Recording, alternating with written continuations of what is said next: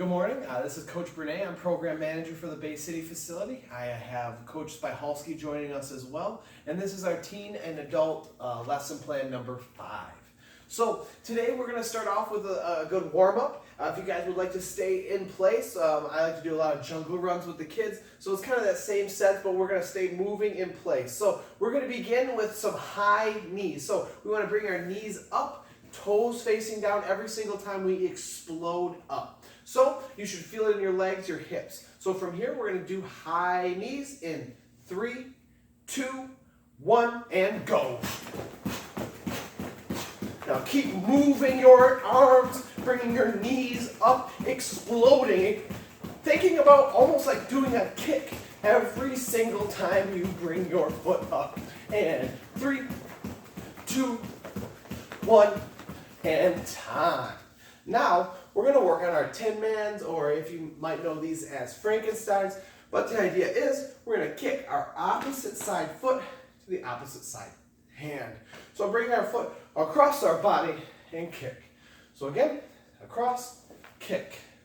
So do 5 on each side. So 1, 2, 3, keeping our leg completely straight when we kick. 6, switch. 1, 2, 3, 4, 5. Good. Now we can work on high kicks. So we brought our legs up as high as we could. Now we're going to explode up, kind of bringing everything together. So bring your knee up like you're doing a high knee, and then kick out and extend your leg.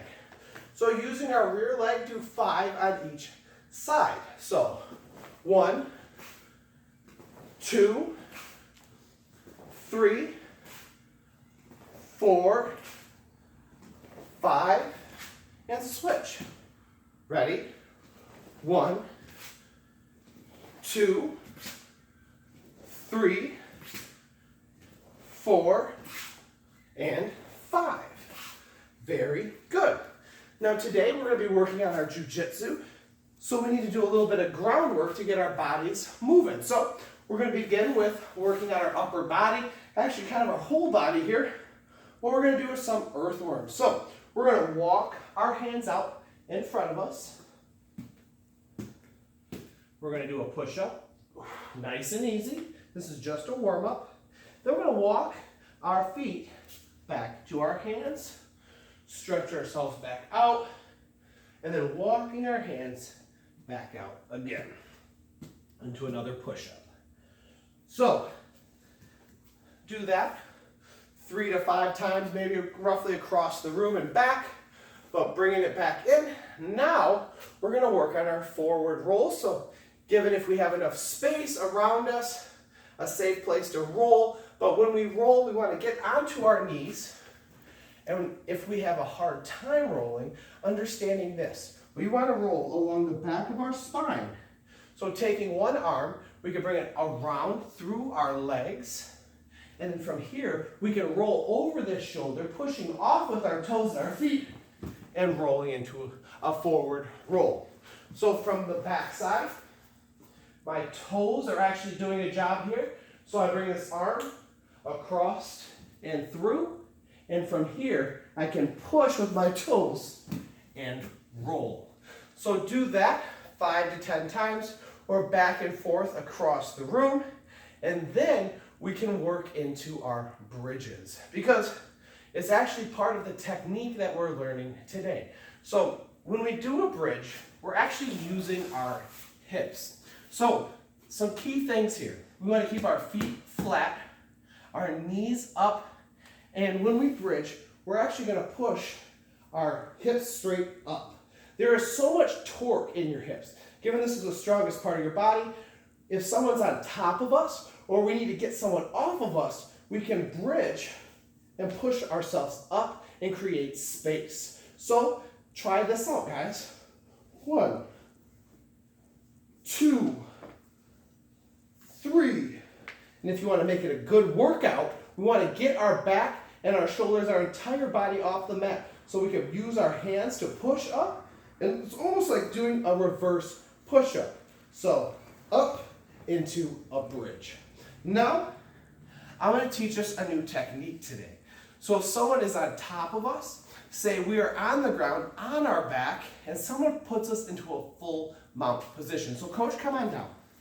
Coach Spyhalski is going to put me in a bad spot here. So he's going to climb on top of me, and we're going to use our hips. We're going to use that bridge to get him off. So what we're going to do is something called the hip bump sweep. So from here, he's standing nice and tall, he's sitting tall, he's keeping himself away from me. So I need to use my legs, use my body to get him close enough so that I can roll him off of me. So I'm going to do the technique in full. Now from here, I'm in a much better position to defend myself. I can mount him and attack him from here. And if you have a partner who's really good at this stuff too, you could do this with them, because you guys can do it back and forth. Like he can bump me and knock me off and roll me just like I did him, and we can go back and forth and work on this. But let's break this down step by step. So coach, back in position. So first things first, he's on top of me. He's sitting tall. I need to get him down, get him lower. So I'm going to use my knee to bump him.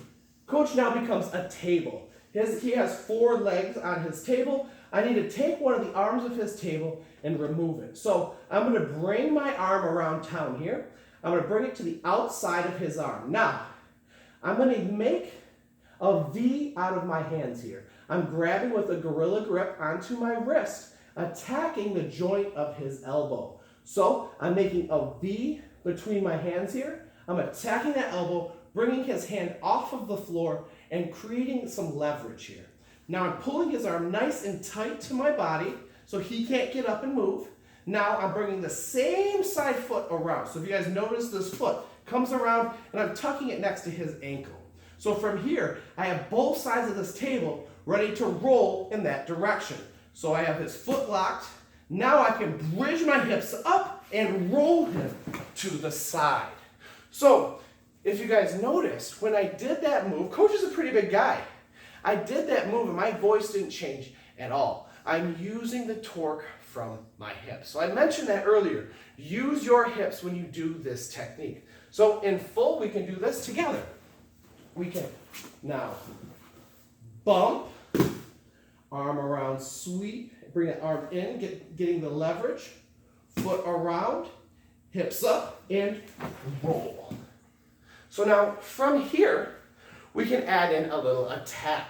So not only did I just roll coach, but now I'm going to get on top of him and I'm going to proceed to choke him out with a guillotine. So I got on top. I'm now in a full mount position. Now from here, I'm going to bring my arm across his body. I'm really going to over accentuate this. So it looks like I'm waving to someone, or it maybe even looks like I'm washing the floor. So when I do this, I bring my arm across his body, and I want to go all the way around like I'm sweeping the floor, bringing my hand underneath his chin. From here, my hand is underneath his chin. I can cup his chin here, but I want to bring my other arm to the outside of my hand, doing that gorilla grip, making my wrist across his throat like a bar. From here, I can now pull in my choke and lift up with my hips. So, I'm creating this, a bar that goes across his throat. I'm grabbing like this, and I'm simply turning my hips in, making this hole smaller and smaller. So coach, we can turn and give them a better view angle here. So, from here, I'm reaching around his head.